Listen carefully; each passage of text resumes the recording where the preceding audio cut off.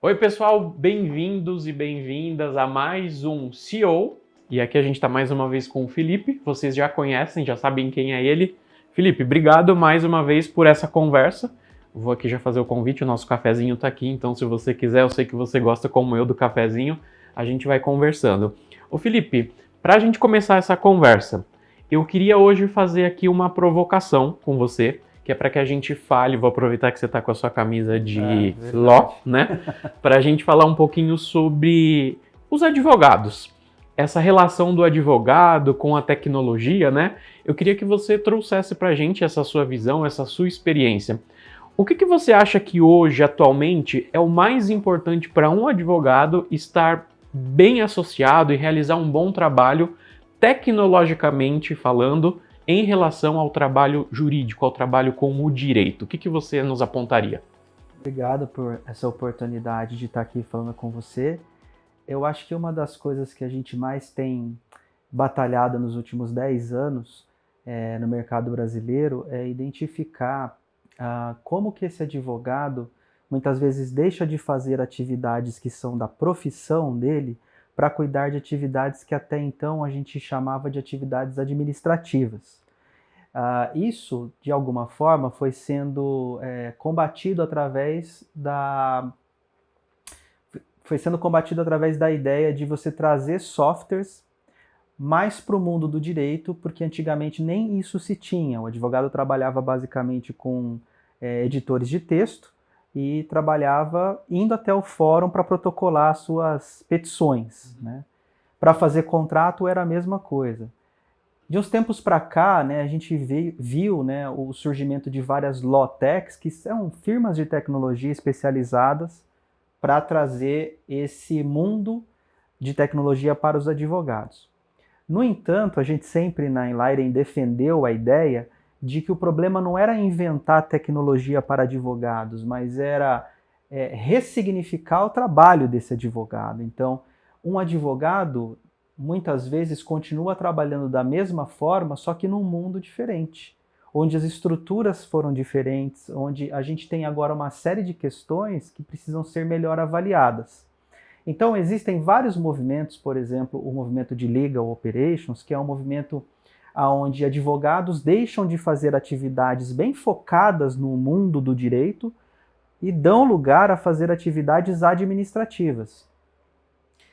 Com isso, a gente percebe que se a gente for colocar mesmo no quadrinho das profissões de advogado, naquela caixinha, há uma migração das tarefas do advogado que antes eram bem jurídicas, então defender um cliente, escrever uma cláusula, ir até uma audiência, conversar para negociar algum assunto que envolve um tema jurídico, para atividades administrativas. Protocolar processo, fazer relatórios, criar painéis, indicadores, demonstrar o benefício de ter uma assessoria jurídica para um negócio prosperar. E muitas vezes fica aquele tema, aquela dificuldade do advogado não se encontrar mais na profissão, porque ele se interessa por atividades que são muito mais do negócio. E ao passo que outros advogados, de fato, continuam trabalhando dentro dos seus escritórios de advocacia com tarefas tradicionais do advogado. Então a gente defende, né, e a gente acredita que isso é resolvido através do reposicionamento do profissional. Então, o advogado que de fato quer ser advogado trabalha com atividades de advogado.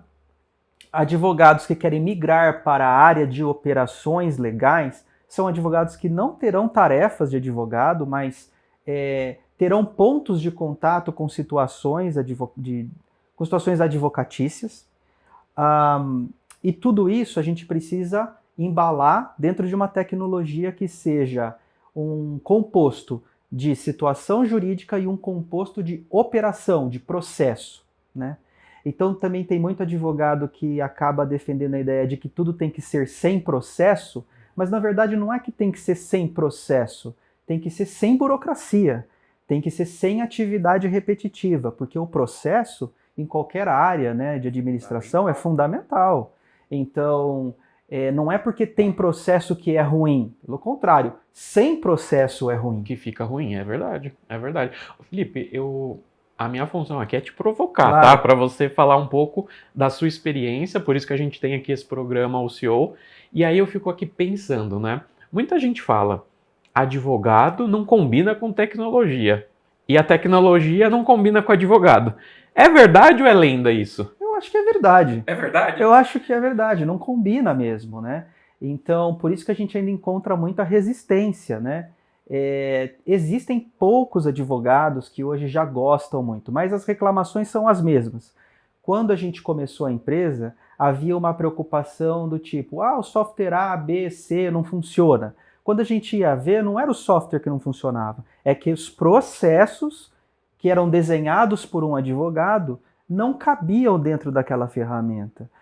O advogado tinha dificuldade de entender que a tecnologia modificava a forma dele trabalhar também. É muito difícil, para não dizer impossível, a gente ter um modo de trabalho que depois de colocada a tecnologia, ele vai continuar o mesmo.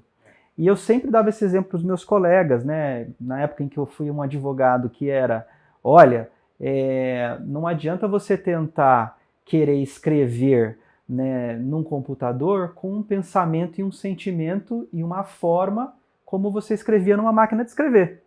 É diferente, o raciocínio é mais lento numa máquina de escrever, as ideias vêm mais devagar.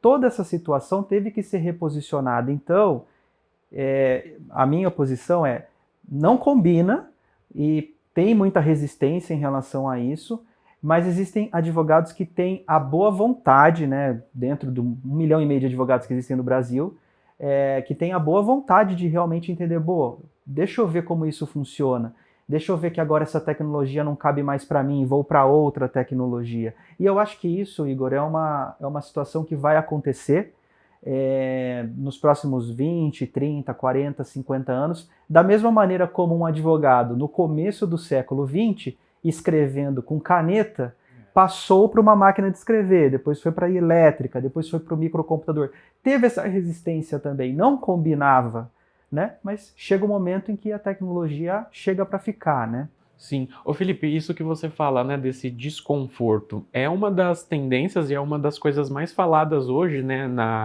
vamos chamar assim, nas zonas douradas do mundo, onde a tecnologia é mais presente, que é exatamente a questão do desconforto produtivo, né? Imagino eu que para um advogado habituado a uma outra situação que não a tecnológica, esse desconforto produtivo vai trazer resultado, vai trazer mais produção, mais eficiência, mais resultado, talvez de uma forma mais rápida, né? Então essa questão do desconforto produtivo, eu acho que ela é muito presente quando a gente envolve a tecnologia, sobretudo eu acho que na questão do direito e da tecnologia. Você concorda com essa posição? Concordo, eu acho que o desconforto produtivo é uma coisa que o advogado sabe fazer desde o início. E sabe por quê? Quando o advogado se propõe a defender alguém, ele não vivenciou aquela situação. Ele já tem naturalmente um desconforto de coletar aquelas informações, apropriar-se delas, criar uma tese para defender alguém. Vamos pensar que não seja um caso de defesa, que seja simplesmente elaborar um contrato.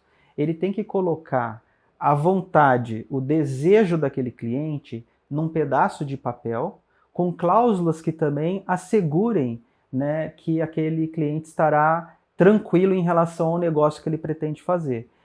Só que quando a gente vai para a tecnologia, parece que essa habilidade que o advogado tem acaba ficando muito pequena, porque ele se vê num universo onde muitas vezes ele não teve essa formação.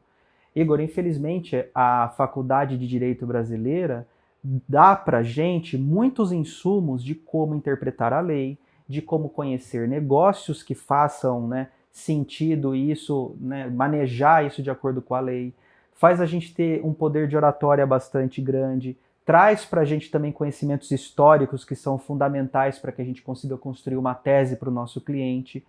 E não existe hoje nas faculdades brasileiras nenhum local, uma disciplina que nos traga a prática de trabalhar numa sociedade de capital. Traz para a gente a prática da gente ser advogado dentro de um fórum, mas também não traz para a gente a prática de ser um advogado para contratos, um advogado para olhar atos societários, né, constituições de empresa, não traz para a gente habilidades que hoje estão muito mais em voga, né, estão muito mais vigentes do que simplesmente ir até um fórum, participar de uma audiência, conversar com o juiz em seu favor, por exemplo, né? Essa é uma atividade ainda tradicional da advocacia brasileira, porque tradicionalmente no Brasil a gente tem muito mais vontade de brigar dentro de um processo judicial do que de fazer composições amigáveis, do que negociar, ceder um pouco daqui, ceder um pouco de lá. Quando você vai para os Estados Unidos, né, onde a gente tem bastante conhecimento, a gente percebe que a mentalidade desse advogado é muito mais interessada em resolver o problema de uma maneira mais barata para todo mundo e de uma maneira mais rápida. E isso depende muito da matriz. O que muita gente acaba desconhecendo, né, eu acho que esse papo é legal para outras pessoas que nem têm relação com o mundo de direito, é que isso não é uma coisa que foi inventada pelo brasileiro. Isso vem da época do Império Romano, né, e o Brasil, né, teoricamente, tem uma procedência do direito francês, do direito alemão, que vem do direito romano. Então, todas essas questões assim de brigar, ir ao fórum, ter um terceiro para intermediar, foi prejudicando as relações. Então, travando, burocratizando. E aí a gente tenta trazer tecnologia para diminuir essa repetição de tarefas, para diminuir essa questão relacionada a muita burocracia, a excessos de controle, né? Esses dias eu estava conversando com um advogado, a gente estava discutindo a respeito de um controle e ele não sabia nem por que ele fazia aquele controle. Alguém disse para ele estava trabalhando na empresa e ele fez para sempre esse controle e ninguém nem olha esse controle. Então, é algo que a gente percebe que ainda tem essa dificuldade. Então, daria sim para um advogado ser um profissional com essa viés de desconforto produtivo, mas tem que querer. Ô Fê, você fala também de uma questão que eu acho muito interessante você trazer, que é a questão da formação, né, desse advogado. Eu acho que quando você fala da formação dos advogados nos Estados Unidos, a gente pensa um contexto absolutamente diferente do nosso contexto de formação de um advogado brasileiro, vamos assim dizer, né? O que você acha que é mais diferente no aspecto formativo do advogado brasileiro para o advogado norte-americano, por exemplo? O que você acha que é o sumo da formação, da diferença desses dois profissionais? É uma boa pergunta essa daí. Eu até para essa entrevista vim, né, com a tá até uniformizado lá da faculdade. Eu estudei nos Estados Unidos, né, direito americano, e eu tive assim a oportunidade de compreender o modelo educacional, né? Direito é uma pós-graduação nos Estados Unidos. E então, né, esse profissional que vai para essa pós-graduação nos Estados Unidos, ele passou antes por uma graduação. Essa graduação ela é genérica lá na América, então você tem uma graduação que eles chamam de Major, e esse Major te dá conhecimentos não somente de relações sociais, né, mas te dá como um todo de relações de negócio, relações de economia, relações que vão te trazer uma ideia sobre a sociedade que você está vivendo. E aí você decide de lá para frente, né, cursar uma especialização em direito porque você tem o interesse de advogar. No Brasil, a gente tem um outro efeito, né, que é o efeito realmente que acaba caindo nesse problema da gente só estudar direito e depois fazer uma pós-graduação em negócios. Então, eu acho que o mercado americano se torna mais competitivo por ser uma sociedade extremamente capitalista, por ser uma sociedade que já fomenta negócios desde a quebra da Bolsa lá de 29, eles já tiveram essa preocupação de formar uma sociedade, né, e trazer pontos educacionais que realmente gerem valor financeiro para aquela sociedade.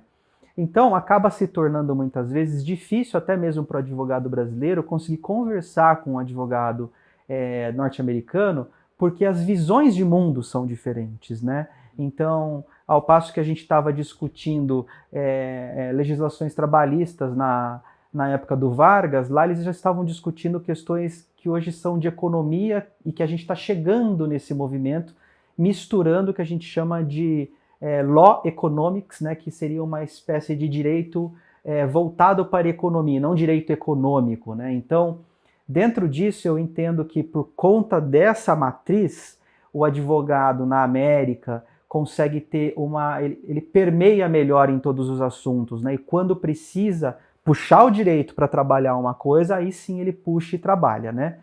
Hoje em dia existem algumas iniciativas, né?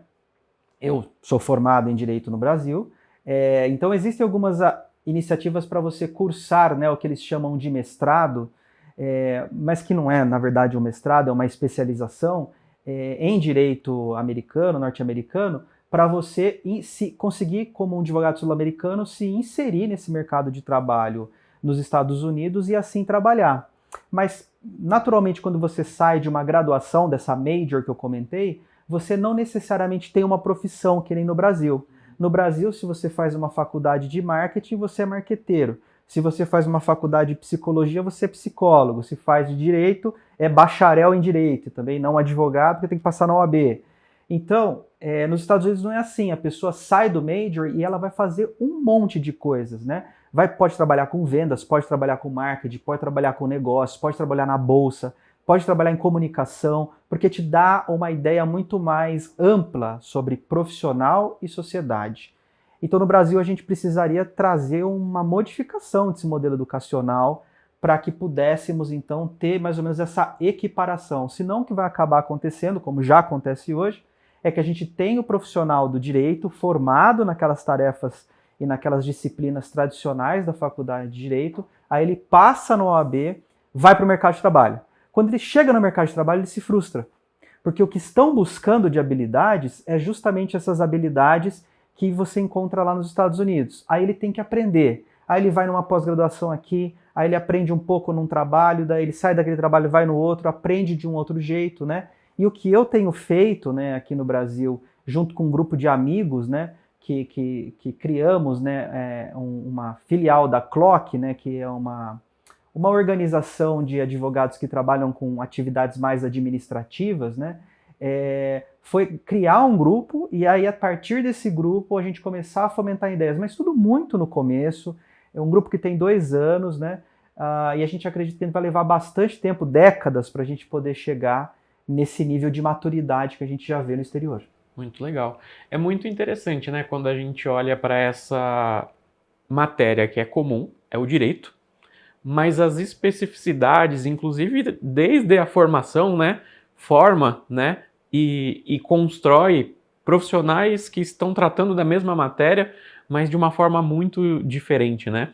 É como se a gente aqui fazendo um paralelo, a gente estivesse falando de um cozinheiro que é especializado em frutos do mar e um que é especializado em comida vegetariana. É completamente assim, a matéria é a mesma, o ato de cozinhar, o ato de trabalhar com o direito. Mas é muito legal como caminhos diferentes levam para coisas muito diferentes, né? É verdade, a gente tem experimentado, né? Na minha vida, que eu gosto de falar da minha vida passada, antes de me tornar um empresário, eu via as coisas diferentes, né? Eu tenho esse testemunho para contar. Então, como advogado, eu via a sociedade diferente, eu via o jeito das pessoas trabalharem diferente. Quando eu fui um gestor, né? Tinha equipe de advogados embaixo de mim, eu também encarava o modo de trabalho diferente, as relações diferentes, porque é um mundo completamente diferente, né? O mundo do direito, né, ele já foi muito elitizado, hoje em dia ele está mais acessível para as pessoas, mas essa acessibilidade, ao mesmo tempo, traz para a gente também reflexos, né? E os reflexos têm que ser em relação ao pensamento. Como que eu, como advogado, me enxergo nessa sociedade? O que é que eu tenho que fazer, né, para essa profissão se tornar rentável para mim, né? Então, eu sou um profissional, eu preciso pagar meus boletos. Como que eu faço isso? E eu percebo que o mesmo jeito de trabalhar tem impedido as pessoas de conseguir uma renda que seja adequada para elas pagarem as contas. Então, o que infelizmente acontece, isso foi uma pesquisa até recente, é que boa parte do percentual de advogados acaba migrando para outras profissões, porque não tem espaço para todo mundo, né? E o direito ele é muito concentrado em grandes grupos de advocacia, grandes bancas de advocacia, que por sua vez colocam os melhores advogados que tem lá, formações de universidades públicas, com mestrados e doutorados. E sobra um um restante de população que quis cursar direito, que acaba tendo que se encaixar em outras questões, né? Acho que o nosso objetivo empreendendo, né, e aí falando muito sobre tecnologia, é tentar encontrar um espaço para essas pessoas. Não necessariamente em matérias que envolvam direito, mas em matérias que envolvam a sociedade. Então, como é que eu faço, né, novas tecnologias chegarem até esse público? Eu vou precisar de alguém que saiba dialogar tecnologia e que saiba dialogar com o advogado mais tradicional, né? Eu acho que a gente tem esse espaço no Brasil, celeiro amplo para a gente conseguir alcançar esses resultados, para a gente conseguir conversar com o mundo lá fora também. Porque é um pouco do que as pessoas estão fazendo. No Brasil a gente tem um apego, né, a dizer eu sou advogado, eu sou psicólogo, eu sou isso. A gente é profissional, então se a gente é profissional, óbvio, a gente tem a nossa formação, mas se for necessário, o que a gente consegue adaptar nessa formação profissional para a gente ganhar dinheiro? Porque no fundo é um pouco disso, né? Gosto de ser profissional, mas desde que esta atitude de ser profissional também pague as minhas contas, claro, né? Então, para mim, assim como empresário hoje em dia, é um pouco do que eu vejo, né? A nossa empresa hoje ela não tem mais, né, advogados. Eu acho engraçado, porque no começo ela tinha um monte de advogados, porque a gente era focado nisso. Depois, quando a gente foi mudando, né, foi pivotando para um modelo mais amplo de tecnologia, a gente não tem advogado, né? Então, os advogados hoje são escritórios terceirizados que prestam serviço quando a empresa tem um problema. E aí eu percebo que também as outras profissões que a gente tem aqui hoje na empresa são profissões assim que estão mais leves, não estão tão pressionadas, são profissões que eu percebo que elas têm um grau de felicidade maior, porque talvez se adaptaram mais rápido nessa nova sociedade que a gente vive de tecnologia e que o advogado está ainda encontrando um pouco de dificuldade. E isso não é benefício só do advogado não, viu, Igor? Eu percebo médicos, amigos meus também, que têm essa dificuldade, essa resistência, essa coisa de querer, mas ao mesmo tempo ter medo. E eu acho que a gente está aqui como, né, empresário de tecnologia para tentar acabar com isso. Não é um bicho-papão, não vai tirar o emprego, vai reposicionar a forma de trabalhar. Eu defendo isso há muitos anos. Então, reposicionar a forma de trabalhar é muito diferente de você tirar o emprego de uma pessoa, né? Para terminar essa parte, eu quero te falar uma coisa. Existe um aplicativo que esse aplicativo ele é o terror dos designers, né? Já até sei qual você vai falar. Não posso falar o nome. Os designers detestam ele, porque eles vão conseguir fazer muito melhor num programa mais tradicional, que a gente sabe e tal, né? Só que eu não sou designer e preciso fazer uma apresentação. Preciso colocar coisas bonitas lá, né? Eu preciso fazer um post no LinkedIn, no Instagram. Esse aplicativo tem justamente essa ideia de compatibilizar pessoas que não querem ser profissionais, que não vão fazer aquilo profissionalmente, mas dar a elas este acesso para que elas consigam, então, de uma forma rápida, produzir um conteúdo, um material gráfico. Então, a adaptação da sociedade, qual é que foi? Foi eliminar designer? Não. Se você precisa de uma boa capa de livro, se você precisa de uma boa gravação, audiovisual, um conteúdo profissional, e você tem esse recurso, você vai lá na pessoa, no profissional. Agora, se você não tem, pelo menos a sociedade está oferecendo, a tecnologia está oferecendo um acesso para que aquela pessoa consiga entregar alguma coisa que dali em diante vai lhe fazer alguma diferença. Eu acho que é um pouco sobre isso que a advocacia precisaria refletir. E me parece que no final do dia, Felipe, a tecnologia é isso, né? É nos entregar meios para que a gente possa ter uma vida melhor. Eu acho que essa é a grande questão que fica, né? Pelo menos aqui nessa nossa conversa. Mecanismos para trabalhos mais eficientes, mas que estão em busca de uma vida, né? Que a gente possa viver melhor e aproveitar melhor os bons momentos, né? Como um cafezinho. Eu acho muito legal essa sua abordagem, Igor, e eu compartilho dela porque a gente tem... como é que eu posso dizer isso? Eu acho assim, a gente teve, né, um movimento no Brasil de achar que tudo seria... que a solução dos problemas para áreas seria nichar tecnologias. Então eu comecei a colocar a tecnologia para o médico, a tecnologia para o advogado, a tecnologia para o administrador, para suprimentos, para compras, como se isso fosse a solução. Só que isso virou uma colcha de retalhos. Então a tecnologia fazia um ponto específico lá na vida do advogado, só que a gente tem que entender que esse advogado ele não é uma ilha. Ele precisa se comunicar com um outro departamento ou com o cliente dele. Então, como é que a gente resolve esse ponto de comunicação? Aí muitos, os tecnólogos que vão nos assistir aqui, você resolve isso com integração. Mas se não está previsto naquele software que tinha que ter um poder de comunicar externamente aquele dado, já cai tudo por água abaixo. Então eu, Felipe, acredito que tecnologia é para todo mundo, e que quando você faz uma aplicação de tecnologia, desenvolve uma tecnologia, você tem que pensar como sociedade. É óbvio que vai ter uma mais aderente à outra profissão e etc. Isso é natural. Mas eu não defendo que as aplicações elas sejam verticais, mas que elas sejam horizontais. E por quê? Porque ela precisa ter um molde. Então você, a partir da ideia de modelar os dados, você consegue então levar para os profissionais algo mais flexível, mais independente de você chegar para mim e falar, olha, eu preciso mudar isso, porque lá 2 anos atrás, quando eu comprei de você, não era daquela forma. Então, quando a gente entrega isso para a sociedade, a gente diminui o custo da tecnologia, a gente diminui a quantidade de horas de esforço, de estresse, horas de treinamento com aquele usuário. Então, eu ainda vejo a advocacia muito presa a esse modelo tradicional do tipo, se não for o software A, B, C, porque só um advogado vai entender. Gente, isso é mito. Assim, não é só um advogado que vai entender questões relacionadas à tecnologia para o bem do advogado, porque se fosse assim, o primeiro software jurídico nunca teria conseguido chegar a lugar algum. Pode ajudar? Sem dúvida nenhuma pode ajudar.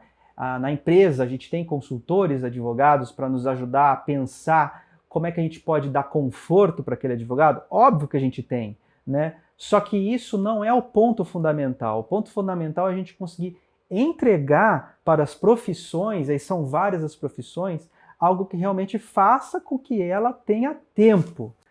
A gente fala muito na Enlighten, tempo é recurso escasso, não volta atrás. Qualquer outra coisa a gente consegue fazer, um retorno. Agora, tempo, a gente tem 40, tem 50, daqui a pouco tem 60, 70 anos e o tempo passou.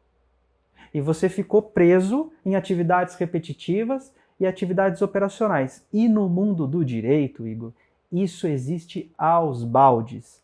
Eu não sou uma pessoa que é contrária à burocracia, preciso deixar bem claro isso. Eu acho que burocracia ela serve porque as pessoas precisam ter controle.